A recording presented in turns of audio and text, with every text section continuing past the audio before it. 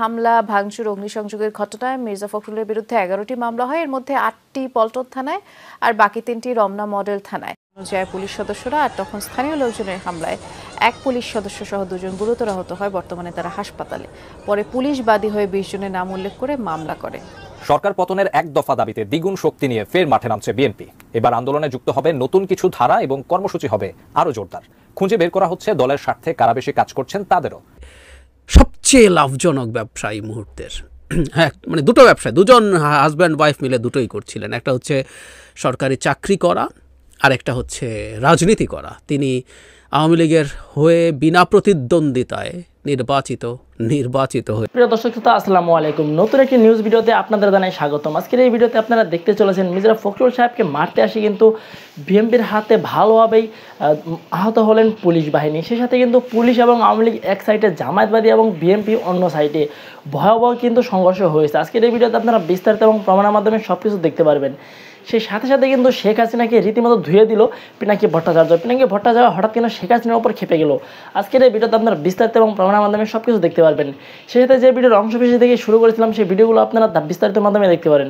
প্রিয় দর্শক শ্রোতা, বিস্তারিত ভিডিওটি দেখার আগে যারা এখনো চ্যানেল সাবস্ক্রাইব করে রাখেন, চ্যানেল সাবস্ক্রাইব করে পাশে থাকে বেল আইকনটি বাজিয়ে রাখুন। ইতিমধ্যে সাবস্ক্রাইব করে দিয়েছেন সকলকে জানাই অসংখ্য ধন্যবাদ। প্রিয় দর্শক শ্রোতা, এই ভিডিওতে একটি লাইক দিয়ে চলুন আমরা ধারাবাহিক বিস্তারিত ভিডিওগুলো দেখে আসি। এক দফা দাবিতে দ্বিগুণ শক্তি নিয়ে ফের মাঠে নামছে বিএনপি। এবার আন্দোলনে যুক্ত হবে নতুন কিছু ধারা এবং কর্মসূচি হবে আরো জোরদার। খুঁজে বের করা হচ্ছে দলের স্বার্থে কারা বেশি কাজ করছেন তাদেরও। এমনকি গুঞ্জন শোনা যাচ্ছে সরকার হটানোর দাবি সফল করতে দীর্ঘদিনের শরিক জামায়াতে ইসলামীকেও জোটবদ্ধ করার। বিস্তারিত ফারজানা লিনার প্রতিবেদনে। সরকার পতনের এক দফা দাবিতে এবার দ্বিগুণ শক্তি নিয়ে মাঠে নামার প্রস্তুতি নিচ্ছে বিএনপি। এজন্য আরো সুসংগঠিত হয়ে আন্দোলন সফল করতে কেন্দ্র থেকে তৃণমূল সব পর্যায়ে বলা হয়েছে। কর্মসূচি প্রণয়ন এবং তা বাস্তবায়নে এবার সমন্বয়ের ওপর বিশেষ গুরুত্ব দেওয়া হচ্ছে। সম্প্রতি ঢাকার প্রবেশপথে অবস্থান কর্মসূচি পালনে কি কি দুর্বলতা ছিল সেসব চিহ্নিত করে আগের থেকে আরো সুসংগঠিত প্রক্রিয়ায় বিএনপি এবার আন্দোলন করবে বলে জানিয়েছে। নেতাকর্মী ও শরিকদের অন্ধকারে না রেখে সবার মত নিয়ে চূড়ান্ত করা হচ্ছে নতুন কর্মসূচি। আপাতত ঢাকায় টানা আন্দোলনের পরিবর্তে জেলা ও বিভাগীয় পর্যায়ের সমাবেশ, পদযাত্রা সহ শান্তিপূর্ণ কর্মসূচি দিতে চায়। সময় ও সুযোগ বুঝে শান্তিপূর্ণ কর্মসূচির মাধ্যমেই দাবি আদায়ের পরিকল্পনা দলটির। নতুন কর্মসূচি প্রণয়নে যুগপৎ আন্দোলনে থাকা সমমনা দল ও জোট নেতাদের মতামত নেওয়া হচ্ছে। বিএনপি মহাসচিব মির্জা ফখরুল ইসলাম আলমগীর বলেন, সরকার আবারও একতরফা নির্বাচন করার পায়তারা করছে, কিন্তু এবার সেই সুযোগ পাবে না। গণ আন্দোলনে সরকারকে বিদায় নিতেই হবে, কারণ ভোটাধিকার ও গণতন্ত্র রক্ষায় দেশের মানুষ জেগে উঠেছে। সরকারের পদত্যাগে এক দফা দাবিতেই শিগগিরই ঘোষণা করা হবে নতুন কর্মসূচি। শান্তিপূর্ণ কর্মসূচির মাধ্যমেই নিশ্চিত করা হবে এ সরকারের পতন। এদিকে সমমনা দলগুলোর একাধিক শীর্ষ নেতা জানান, বিএনপির দীর্ঘদিনের জোট শরিক ছিল জামায়াত ইসলামী। যুগপৎ আন্দোলনে তাদেরও যুক্ত করার প্রয়োজনীয়তার কথা উঠেছে বিভিন্ন ফোরামের বৈঠকে। জামায়াতকে সঙ্গে নিতে বিএনপিতে পক্ষে বিপক্ষে দুটি গ্রুপ থাকলেও আন্দোলন ও ভোটের মাঠে তাদের গুরুত্ব অনুধাবনের কথা বিবেচনায় নেওয়ারও প্রসঙ্গও ওঠে। বিএনপির সাথে জামাতের জোটবদ্ধ হওয়ার কথা এখনো গুঞ্জন মনে হলেও এর অনেকটাই সত্যতা পাওয়া যায় অবস্থান কর্মসূচিতে বিএনপি নেতাকর্মীদের ওপর হামলা এবং দলটির ভারপ্রাপ্ত চেয়ারম্যান তারেক রহমান ও তার স্ত্রী জোবাইদা রহমানকে সাজার সমালোচনা করে জামায়াতে ইসলামীর দেয়া বিবৃতির মধ্য দিয়ে। অবস্থান কর্মসূচির অনেকাংশে ব্যর্থতা মেনে নিয়েই সেই কর্মসূচিতে নেতাদের কার কি ভূমিকা ছিল সেসব ইতোমধ্যে দলের হাইকমান্ড বিভিন্নভাবে খোঁজ নিয়েছেন। আগামী দিনের আন্দোলন কর্মসূচির সফলে সমন্বয়কে বেশি গুরুত্ব দিতে চায় বিএনপি। সেভাবেই কেন্দ্র থেকে তৃণমূল নেতাদের দিক নির্দেশনা দেওয়া হচ্ছে। সব প্রস্তুতি নিয়েই এবার মাঠে নামা হচ্ছে। বিএনপির যুগ্ম মহাসচিব অ্যাডভোকেট সৈয়দ মোয়াজ্জেম হোসেন আলাল পরবর্তী কর্মসূচি সম্পর্কে জানান, সরকারের পদত্যাগের এক দফা দাবি আদায়ে দেশের জনগণ ফুঁসে উঠেছে। এ সরকারকে আর এক মুহূর্ত দেখতে চায় না জনগণ। আইনশৃঙ্খলা বাহিনী দিয়ে হামলা চালিয়ে তা দমন করা যাবে না। রাজনীতি হচ্ছে কৌশলের খেলা। সেই খেলায় বিএনপি আপাতত এগিয়ে রয়েছে। জনগণকে সঙ্গে নিয়ে এক দফা আন্দোলনে আমরাই জয়ী হব। ফারজানা লিনা রাখবেন, এই ক্ষমতা পার্মানেন্ট নয়। আর বেগম খালেদা জিয়া জেলে বন্দী আছে, তাও পার্মানেন্ট নয়। বিসমিল্লাহির রহমানির রহিম। নারী ও শিশু অধিকার ফোরাম আয়োজিত আজকের এই মানববন্ধনে আপসহীন দেশনেত্রী বেগম খালেদা জিয়া যিনি স্বাধীনতা এবং সার্বভৌমত্বের মূর্ত প্রতীক, এই বাংলাদেশের রাজনীতিকে যিনি একটা ধারাবাহিকভাবে সম্মান এবং ইজ্জতের সহিত এই জনগণকে মুক্তির আন্দোলনে নিয়ে এসেছিলেন, গণতন্ত্র পুনরুদ্ধার লড়াই সংগ্রামে যিনি বরাবরই আপোষণ ভূমিকা পালন করে আসছেন। আপনারা জানেন দীর্ঘদিন তিনি অন্যায়ভাবে কারাগারে থাকলেও এখনো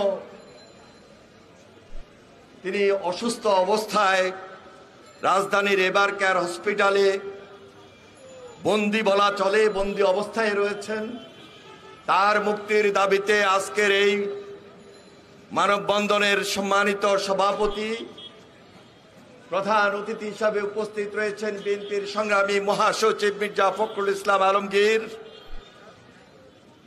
জাতীয় স্থায়ী কমিটির সদস্য বাবু গয়েশ্বরচন্দ্র রায়, বেগম সেলিমা রহমান সহ ভাইস চেয়ারম্যান আব্দুল আওয়াল মিন্টু সহ বিএনপির যুগ্ম মহাসচিব অ্যাডভোকেট আব্দুল সালাম আজাদ সহ বিএনপির সংগ্রামী নেতৃবৃন্দ, প্রিয় ভাইয়েরা আমার, আজকে বক্তব্য বেশি দিব না। 29 তারিখে দেশনেত্রী বেগম খালেদা জিয়ার মুক্তির দাবিতে আমরা বিএনপির পক্ষ থেকে নতুন কর্মসূচির উদ্যোগ নিয়েছি। আপনারা জানেন 28 অক্টোবর আমরা দেশনেত্রী বেগম খালেদা জিয়াকে মুক্ত করতে পারি নাই। আমাদের উপর এই ফ্যাসিবাদী সরকার স্টিম রোলার চালিয়েছে, আমাদের হাজার হাজার নেতাকর্মীকে গ্রেপ্তার করেছে। 7ই জানুয়ারি তারা আবারও একদলীয় নির্বাচন করে আজকে ক্ষমতার মসনদে বসে আছে। মনে রাখবেন, এই ক্ষমতা পার্মানেন্ট নয়। এক মহা আইনি চ্যালেঞ্জে পড়েছে, এমনই আইনি ঝামেলা পড়েছে যে আমাদের এখনই ব্যান্ড পার্টি বাজার মিছিল করা উচিত। পার্টি সং দিয়া দেন পার্টি সং দেন। ঘটনা কি হয়েছে, 2019 সালে ইংল্যান্ডের স্বরাষ্ট্র দপ্তর জঙ্গিবাদ এবং ইসলামিজম নিয়ে একটা রিপোর্ট প্রকাশ করে, মূলত অনলাইনে। সেখানকার একটা ফুটনোটে নিচে চৌধুরী মঈনুদ্দিনের নাম উল্লেখ করে বলা হয় যে তার বিরুদ্ধে বাংলাদেশের আইসিটির একটা রায়ও আছে। চৌধুরী মঈনুদ্দিন কে ছিলেন? উনি ছিলেন ইসলামী ছাত্র সংঘের নেতা, জামাতের নেতা কিন্তু না। উনি জামাত করেননি কখনো, এখনো করেন না। 1971 পূর্বদেশ নামে একটা পত্রিকার একজন তরুণ সাংবাদিক ছিলেন। 16 ডিসেম্বরের পরে ওনার নামে নানা ধরনের উদ্ভট প্রচারণা শুরু করে আতিকুর রহমান বলে একজন, তারই সহকর্মী, পূর্বদেশে চাকরি করতো। সেই সময় উইস হান্টের মতো ঘটনা ঘটতেছিল, মানে ডাইনি শিকার যেমন যুদ্ধাবস্থায় এভাবে প্রতিপক্ষকে ঘায়াল করা হয়েছে। ইতিহাসের ন্যারেটিভে বলা হয় উইস হান্ট। আমেরিকা হয়েছে কোল্ড ওয়ারের জামানায় কমিউনিস্ট নাম দিয়ে প্রতিপক্ষকে ঘায়াল করা হয়েছে। আপনাদের তো হাল আমলের বিখ্যাত অস্কার বিজয়ী সিনেমা ওপেনহাইমার দেখছেন, তাই না? ওপেনহাইমারকে কমিউনিস্ট বলে খেদানো হয়েছিল, যে পারমাণবিক বোমা বানাইলো তারে খেদানো হইলো। চার্লি চ্যাপলিনকে খেদানো হয়েছিল আমেরিকা থেকে। আওয়ামী লীগ যখন জয় বাংলা হবে না, তখন দেখবেন আওয়ামী লীগ নাম দিয়া নিরীহ মানুষকে কেমন হয়রানি করার চেষ্টা করে কিছু মানুষ। ওরা তখন আমাদের সাথে বড় অ্যান্টিফেসিস্ট হয়ে যাবে। যাই হোক, চৌধুরী মঈনুদ্দিনকে এই আতিকুর রহমান বলছিল অপারেশন ইনচার্জ। কিভাবে? Chowdhury Moinuddin was the operation in charge of Al Badr in Dhaka city। দেখেন কেমন নিউজ ছাপা হয়েছিল, নরঘাতককে ধরিয়া দিন। এটা কিন্তু ওই আতিকুর রহমানের করা নিউজ। উনি পুরো 71 টাইমে করলেন সাংবাদিকতা, আর উনি জামাত করতেন না, সেই সময় রিজাইন করছিলেন জামাত থেকে। উনি কেন নরঘাতক হইলেন? আতিকুর রহমান আজাদের সাংবাদিককে বলছিল যে উনি নাকি তার কাছে তার ঠিকানা জানতে চাইছিলেন, আর চৌধুরী মঈনুদ্দিন আল বদর নিয়ে নাকি স্কুপ নিউজ করতো। এটা তার দোষ, এটা হইতেছে অভিযোগ। শুনেন, Moinuddin had asked for his address. He asked the number of my residence. Immediately it cropped in my mind I should not give him the actual number of my residence, because of that fear that he has already become involved in Al Badr politics. To go to documentary evidence produced and broadcast here in the United Kingdom some years back, considered at least abroad to be one of the seminal investigations into the events of 1971, documentary evidence in which your former colleague and editor Atikur Rahman on the Pradesh newspaper that you worked on in 1971 says that you were able to produce exclusive scoops about al-Badr because, he says, you had unique information about al-Badr because, in fact, he says you sat on the central committee of al-Badr. মানে আল বদর কাউকে ধরে নিয়ে যাবে, সে ভিক্টিমের কাছ থেকে জানতে চাইবে যে তোমার ঠিকানা দাও আমারে। আরে কারো ঠিকানা দেওয়ার জন্য কারো জিজ্ঞেস করতে হয়? সে তো তার পিছে লোক লাগাই দিবে এবং তার পিছে যায় তার বাসা দেখে আসবে। এই আতিকুর রহমান চৌধুরী মঈনুদ্দিনের পিছে লাগেছিল। কেন লাগেছিল সেটা আমাদের কিছু অনুমান আছে, সেটা আমরা পরে দেখবো। সে তার ক্ষতি করার জন্য উইসা করে লাগে, মারা গেছে, খোদা তাআলা তারে মাফ করুক। কিন্তু 16 ডিসেম্বরের পরে চৌধুরী মঈনুদ্দিনের বিরুদ্ধে পূর্ব দেশে একটা রিপোর্ট ছাপানোর জন্য সে জমা দেয়। এই রিপোর্টটাই সম্পাদক এটা নাকচ করে দেয়। সম্পাদক কে ছিল জানেন? যাই হোক, প্রসঙ্গে পরে আসতেছি। আতিকুর রহমান দুইটা ডাহা মিছা কথা কইছিল। এক নাম্বার, সে চৌধুরী মঈনুদ্দিনের বস ছিল। শুনেন। In 1971, Moinuddin worked here at the Purbadesh newspaper in Dhaka. His superior was Atikur Rahman. না, সে চৌধুরী মঈনুদ্দিনের বস ছিল না। চৌধুরী মঈনুদ্দিনের সিনিয়র ছিল কামাল লোহানী, আর ভারপ্রাপ্ত সম্পাদক ছিল এহসানুল হায়দার চৌধুরী। সে এহসানুল হায়দার চৌধুরী হচ্ছে শহীদ বুদ্ধিজীবী মোফাজ্জল হায়দার চৌধুরীর ছোট ভাই। আতিকুর রহমান যখন সে বানোয়াট গল্প ছাপানোর জন্য জমা দেয় এহসানুল হায়দার চৌধুরীকে, তার বড় ভাই শহীদ হয়েছে, কিন্তু সে ওই লেখা ছাপতে চায় না। পরে তাকে আতিকুর রহমান অস্ত্রধারীদেরকে আইনা তাকে ছাপতে বাধ্য করে ওই নিউজটা। After the end of the war, Atikur Rahman wrote a story that made front-page news across Bangladesh, naming Chowdhury Moinuddin as a member of the Al-Bada. তখন তো সবার হাতে হাতে অস্ত্র, কে মুক্তিযোদ্ধা কে রাজাকার কি অস্ত্র ঘুরে বেড়াচ্ছে, অস্ত্রধারীকে এনে তাকে বন্দুক ধরে তাকে ছাপতে বাধ্য করে এই নিউজটা, এই আতিকুর রহমান। আর দুই নাম্বার মিছা কথা হইতেছে আব্দুল খালেক মজুমদার ঢাকা নগরের জামাতের নেতা ছিল। এই দেখেন তাকে ধরার নিউজ। তাকে ধরে 16 ডিসেম্বরের পরে তাকে প্রচুর মারধর করে। সে নাকি লিখিতভাবে তাদের বলছিল যে চৌধুরী মঈনুদ্দিন আল-বদরের অপারেশন ইনচার্জ ছিল। এটাই হইতেছে একমাত্র প্রমাণ। শুনেন। Short edition, Atikur Rahman intervened when a member of the Jamaat, Khalek Majumdar, was being tortured. I asked the freedom fighters who were there not to torture him anymore, but to hand him over to police. And then he disclosed that he was not involved in killings, but Chowdhury Moinuddin was the operation in charge of Al-Badr in Dhaka city. Although Majumdar was found guilty of abducting a senior journalist, his conviction was later overturned on appeal. But despite the circumstances of his detention, Atikur Rahman remains convinced that the evidence Majumdar gave about Moinuddin is reliable. He always claimed that Chowdhury Moinuddin was the operation in charge of Al-Badr in Dhaka city. Then I asked him whether he can give a written statement. He agreed. He said, yes, why not? I'm not afraid. I can give it because I know it very well. পুরাই মিছা কথা। খালেক মজুমদারের jail হয় মুজিবের আমলে, তার trial হয়, বিচার হয়। সে ট্রায়ালের কোথাও এমনকি পুলিশের কাছে চৌধুরী মঈনুদ্দিনের নাম বলেন। তার এফিডেভিট করা লিখিত স্বীকারোক্তি আছে, দেখছেন? কেমন জাউরা। লন্ডনের চ্যানেল 4 একটা ডকুমেন্টারি করেছিল চৌধুরী মঈনুদ্দিনকে নিয়ে। আমাদের বন্ধু ডেভিড বার্গম্যান চৌধুরী মঈনুদ্দিনের সিনিয়র কামাল লোহানীর সাক্ষাৎকার নিয়েছিল। সেখানে কামাল লোহানীকে নানাভাবে ঘুরে পেঁচায় প্রশ্ন করা হয়েছিল, মানে ডেভিড বার্গম্যান করছিল যে চৌধুরী মঈনুদ্দিন কি বুদ্ধিজীবী হত্যা জড়িত ছিল। কামাল লোহানী অভিযোগ অস্বীকার করছিল এবং চৌধুরী মঈনুদ্দিনের প্রশংসা করছেন। অবাক ব্যাপার হচ্ছে যে সেই অংশটা চ্যানেল 4 যখন ডকুমেন্টারি করে, পাবলিশ করে, প্রচার করে, ওই অংশটা বাদ দিয়ে দেয়। আমি প্রশ্ন করতে পারে যে আমি এটা কেমনে জানলাম যে অংশটা বাদ দিচ্ছে? এটা রেকর্ড করছিল কিন্তু বাদ দিচ্ছে, কেমনে জানলাম? চ্যানেল 4 এর বিরুদ্ধে চৌধুরী মঈনুদ্দিন লন্ডনে মামলা করছে। তখন আদালত চ্যানেল 4 কে আদেশ দেয় ওই ডকুমেন্টারির আনএডিটেড পুরো ফুটেজটা বাদী পক্ষকে দিতে হবে। ওরা দেয়। ওইখানে ওনারা কামাল লোহানীর ওই বক্তব্যটা দেখতে পান, শুনতে পান। চৌধুরী মঈনুদ্দিন বিডি নিউজ 24 এ সাক্ষাৎকার দিয়েছিলেন 2013 সালে। এখন এটা সরাই ফেলছে এখান থেকে, বিডি নিউজ থেকে। কামাল লোহানী তখন বেঁচে আছেন। সেখানে তিনি মানে চৌধুরী মঈনুদ্দিন এই বিষয়ে বিস্তারিত বলছেন। এখন প্রশ্ন হলো যে চৌধুরী মঈনুদ্দিনের বিরুদ্ধে কিছু লোক কেন আদা জল খেয়ে লাগছে বলা মুশকিল। আতিকুর রহমানের একটা প্রফেশনাল জেলাসি ছিল। আতিকুর রহমান পরে পূর্বদেশ পত্রিকাটা কিন্তু খায় দেয়, সে মালিক হয়, সম্পাদক হয়, হইতেই পারে চৌধুরী মঈনুদ্দিনকে সে কম্পিটিটর বলে মনে করছিল। আরেকটা কারণ হচ্ছে যে 1971 কম হোক বেশি হোক মানুষ তো মারা গেছে দুই পক্ষেই, অগ্নিসংযোগ হয়েছে, ধর্ষণ হয়েছে দুই পক্ষেই। মানুষের একটা ক্ষোভের বই প্রকাশ তো লাগবে। যারা অত্যাচার করছে তারা তো মুজিবের প্রশাসনে ঢুকে গেছে। ধরেন এই যে আওয়ামী লীগের আমলে অত্যাচার হইতেছে, আওয়ামী লীগেরা করতেছে, এটা ঠিক, কিন্তু মূল কাজ করতেছে কে? পুলিশ করতেছে, র্যাব করতেছে, ডিবি করতেছে, প্রশাসন করতেছে, তাই না?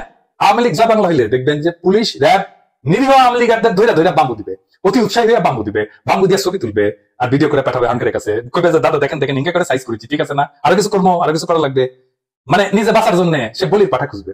মুজিবের প্রশাসনে ঢুকেছিল রাজাকারেরা এবং যারা অত্যাচার করছিল পাক বাহিনীর হইয়া, তার কেমনে এটা শুনে অবাক হলেন? হ্যাঁ, তাইলে ইতিহাস বলি। ইয়াহিয়া খান শেখ মুজিবের বিরুদ্ধে যে মামলা ট্রায়াল শুরু করছিল মানে শেখ মুজিবকে ফাঁসি দেওয়ার জন্য, সেই মামলায় শেখ মুজিবের বিরুদ্ধে সাক্ষী ছিল হচ্ছে করাচির ডন পত্রিকার ঢাকার প্রতিনিধি মাহবুবুল আলম। শেখ মুজিব প্রধানমন্ত্রী হইয়া মাহবুবুল আলমকে নিজের প্রেস সেক্রেটারি করছিল।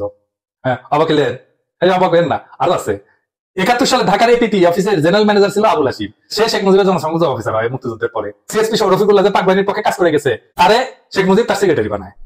কুখ্যাত খনি জেনারেল টিক্কা খানের পিএস অনু ইসলাম গণভবনে চাকরি দেয় শেখ মুজিব। মোনাম খানের এডিসি ব্রিগেডিয়ার মার্শাল ছিল, শেখ মুজিব তাকে নিজের এডিসি বানায়। হ্যাঁ, পাকিস্তান আমলে তাজউদ্দিন আহমেদের উপরে নজরদারির জন্য একটা টিম ছিল 303 নামে। ওই 303 টিমের সদস্য সিএসপি মতিউল ইসলামকে বসানো হয়েছিল অর্থ সচিব কইরা। ওই সময় 71-এ পাক বাহিনীর সাথে ঢাকা সিটির পুলিশের এসপি হিসেবে সমস্ত অত্যাচার করছে, পাকিস্তান সরকারের চাকরি করছে। ইয়ে চৌধুরী স্বাধীনতার পর প্রমোশন পায় ডিআইজি হয় এবং গোয়েন্দা বিভাগ প্রধানের দায়িত্ব পালন করে। মানে হারুন এখন যে পোস্টে আছে সেই পোস্টে যায়। আগরতলা মামলার মিথ্যা সাক্ষী তৈরি করছিল পুলিশ অফিসার এবিএস সবদার, সে হইল শেখ মুজিবের গোয়েন্দা প্রধান। Lieutenant colonel A K M Rahman Pakistan আর্মির সামরিক আদালতের বিচার হচ্ছিল, সেই বাংলাদেশ সেনাবাহিনীর সরবরাহ বিভাগের প্রধানের দায়িত্ব পায়। মুক্তিযুদ্ধের সময় রাজাকার বাহিনীর উপপ্রধান ছিল, রাজাকার তো একটা প্যারামিলিটারি ছিল, তাই না? রাজাকার বাহিনীর উপপ্রধান ছিল লেফটেন্যান্ট কর্নেল ফিরোজ সালাউদ্দিন। সে রাজাকার বাহিনীর চিফ রিক্রুটিং অফিসার ছিল, সব রাজাকারদের থেকে সে রিক্রুট করছে। স্বাধীন বাংলাদেশে সে রাষ্ট্রপতি, মানে শেখ মুজিবের রাষ্ট্রপতির সামরিক সচিব পদে তাকে প্রদান করা হয়।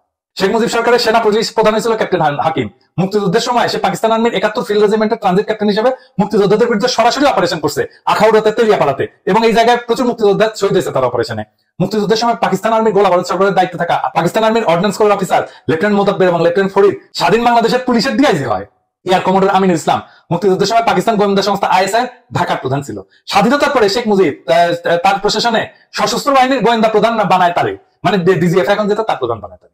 রাজাকার আপাততের বিচার এবং দণ্ডাদেশ প্রদান করা হয়েছে যে কোর্টে, সেই কোর্টের হাকিম ছিল শান্তি বাহিনীর প্রধান। তার মানে বুঝেছেন তো, সোহরাওয়ার্দীর বডিগার্ডের সরকার ছিল রাজাকারের সরকার। এরাই ওই আতিকুর রহমানকে মদত দিচ্ছে। এখন আসেন ওই মামলার প্রসঙ্গে আসি।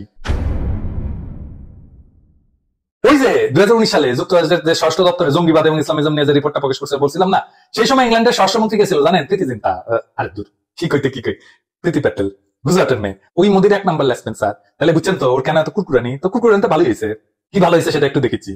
চৌধুরী মহিউদ্দিনের দাবি ছিল যে রিপোর্টে তার রায় এই বিষয়টার উল্লেখ যে আছে এটাও তার বিরুদ্ধে মানহানির শামিল, এবং উনি একটা আইনি নোটিশ পাঠায় স্বরাষ্ট্র দপ্তরকে। স্বরাষ্ট্র দপ্তর লিগাল নোটিশ পাইয়া দরকার যায়, ফুটনোটটা সরাই ফেলে অনলাইন থেকে। তারপরেও উনি চৌধুরী মহিউদ্দিন যুক্তরাজ্য স্বরাষ্ট্র দপ্তরের বিরুদ্ধে যুক্তরাজ্য হাইকোর্টে মানহানি মামলা দায়ের করেন। এবং মহিউদ্দিনের খুব সাফ বক্তব্য ছিল যে বাংলাদেশের আদালতের রায়কে সূত্র হিসেবে ব্যবহার করার বিষয়টাই ওনার জন্য মানহানি কর, কারণ বাংলাদেশের আইসিটির কোন ধরনের গ্রহণযোগ্যতা নাই। সুতরাং আইসিটির মাধ্যমে 1971 যে ধরনের ইতিহাস প্রতিষ্ঠার চেষ্টা করা হয়েছে, যাদের বিরুদ্ধে অভিযোগ এবং রায় দেওয়া হয়েছে, তার সবই ভিত্তিহীন। এর ফলে যুক্তরাজ্যের একজন সম্মানিত নাগরিক হিসেবে মহিউদ্দিনের মানবাধিকার এবং সম্মান পূর্ণ হয়েছে। অভিযোগগুলো ভালো করে চিন্তা করে দেখেন।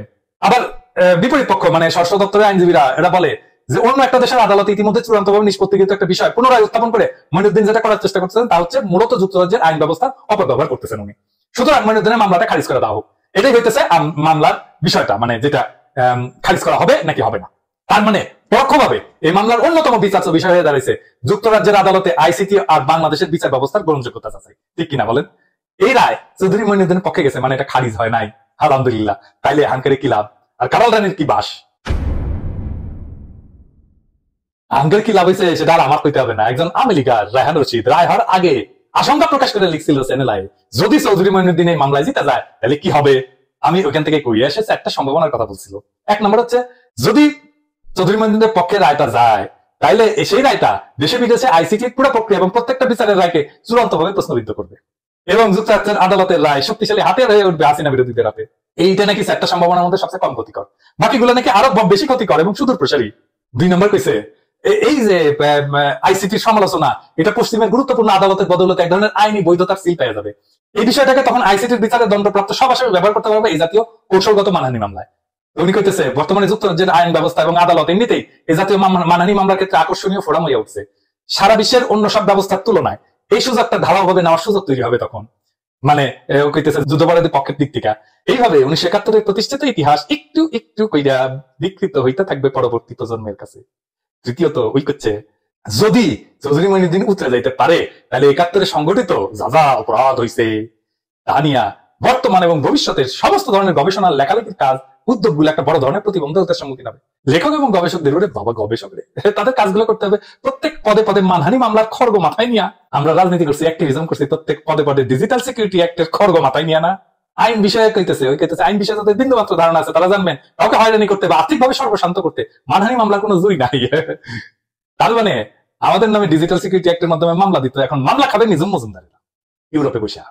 চতুর্থ তৈ কইতেছে যে বাংলাদেশে গণহত্যার বৈশ্বিক সার্বজনীন স্বীকৃতি অর্জনের যে প্রজন্মব্যাপী আন্দোলন মাত্র শুরু হয়েছে তার পুরোটা একটা অনিশ্চিত ভবিষ্যতের সম্মুখীন হবে। এবার বুঝেছেন তো, কাপাকাপি শুরু হয়ে গেছে, কিন্তু এই নিয়ে আলাপ দেখেছেন কোনো দেখেন না। এমনকি জামাত এই নিয়ে কোনো কথা কইতেছে না, কিন্তু যার ব্যথা পাওয়ার কথা সে ঠিকই ঠিক করে পারিচ্ছে। এইটা মুক্তিযুদ্ধ চেতনা ইন্ডাস্ট্রির বিরুদ্ধে আমাদের একটা বড় ধরনের বিজয়। হাসিনাকে পরাস্ত করার জন্য 2টা জিনিসকে পরাস্ত করতে হবে। 1 নম্বর হইতেছে প্রগতিশীলতার বয়ান, আরেকটা হইতেছে মুক্তিযুদ্ধ ইন্ডাস্ট্রির বয়ান। পরিবর্তনটা হয় প্রথমে বয়ানের মাথায়, তারপরে রাস্তায় বিজয় আসে। আমাদের বয়ানের বিজয়ের রাস্তায় আমরা আরো আগে গেলাম। রাস্তার লড়াই তৈরি করেন। হাসিনা তার ক্ষমতার সময়ে এর চাইতে দুর্বল অবস্থায় কখনো পড়ে নাই। এটাই আন্দোলন শুরু করার উপযুক্ত সময়। সকল রাজনৈতিক দলকে আহ্বান জানায় মাঠে নামেন, সমস্ত শক্তি নিয়ে মাঠে নামেন। বাংলাদেশে বুকসিরা ইন্ডিয়ান ট্রেন নিয়ে যাওয়ার যে ষড়যন্ত্র চলতেছে সেইটা ঠেকাই দিতে মাঠে নামেন। এইটা চুপ করে বসে থাকার টাইম না, লড়াইয়ের সময়। ইন্ডিয়ার ট্রেন আমরা রুইখা দেবো ইনশাল্লাহ। আমরা আমাদের সর্বশক্তি দিয়ে এই ট্রেন রুখবো। এই লড়াইয়ের ট্রেন রাজনৈতিক দলের ভাইরা আপনারা মিস করেন না। প্রিয় দেশবাসী, শুরু থেকে শেষ পর্যন্ত যারা এই ভিডিওটি দেখেছেন সকলকে জানাই অসংখ্য অসংখ্য ধন্যবাদ। যারা এরকম নিউজ ভিডিও পেতে পছন্দ করেন তারা অবশ্যই এই চ্যানেলটি সাবস্ক্রাইব করে পাশে থাকা বেল আইকনটি বাজিয়ে দিবেন। যারা এখন এই ভিডিওটি শেয়ার করেননি, এই ভিডিওটি দ্রুত শেয়ার করে সকলকে দেখার সুযোগ করে দিন। আজকের মতন এই পর্যন্ত, দেখা হচ্ছে পরবর্তী কোনো ভিডিও নিয়ে ইনশাল্লাহ।